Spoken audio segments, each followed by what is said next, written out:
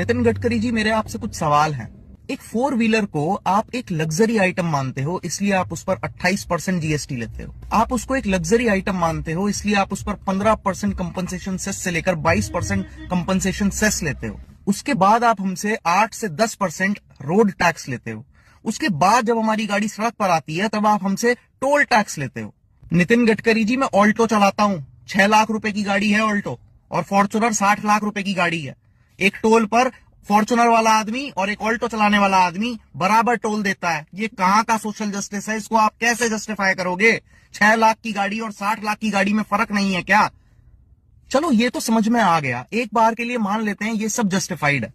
लेकिन जो yellow number plate की कार है, जो टैक्सी ड्राइवर्स चलाते हैं, आप उस पर भी 28% जीएसटी चार्ज करते हो। आप उनसे भी 15 से 20% कंपनसेशन सेस चार्ज करते हो। आप उनसे भी 8 से 10% रोड टैक्स लेते हो। आप उनसे भी टोल टैक्स लेते हो। वो अपने मन से टैक्सी नहीं चलाता है, वो इसलिए टैक्सी चलाता है क्योंकि आप उसको रोजगार देने में फेल हो गए। आपको उसको सब्सिडी देनी चाहिए थी, लेकिन आप उसको GST, compensation cess, road tax, toll tax के नाम पर लूट रहे हैं।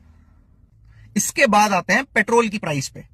कोविड काल में जब पूरी दुनिया में तेल का दाम इतना कम था, हम तब भी इसी रेट पर पेट्रोल खरीद रहे थे। आपने 100% पेट्रोल में 20% एथेनॉल मिला दिया, उससे हमें क्या फायदा हुआ? हम अब भी उसी रेट में पेट्रोल खरीद रहे हैं। और अब जब ग्लोबली पेट्रोल के दाम बढ़े तो आपने 3 रुपए पेट्रोल पर बढ़ा दिए। तो ये जो सस्ता पेट्रोल कोविड काल में खरीदा गया था, इसका मुनाफा किसको हुआ? ये जो 100% फ्यूल में 20% एथेनॉल मिलाया गया, इसका मुनाफा किसको हुआ? जो व्हीकल्स E20 कंप्लाइंट नहीं थे और वो फिर भी आपका E20 फ्यूल डलवा रहे हैं, उनकी जो माइलेज खराब हुई, उसका हिसाब कौन करेगा?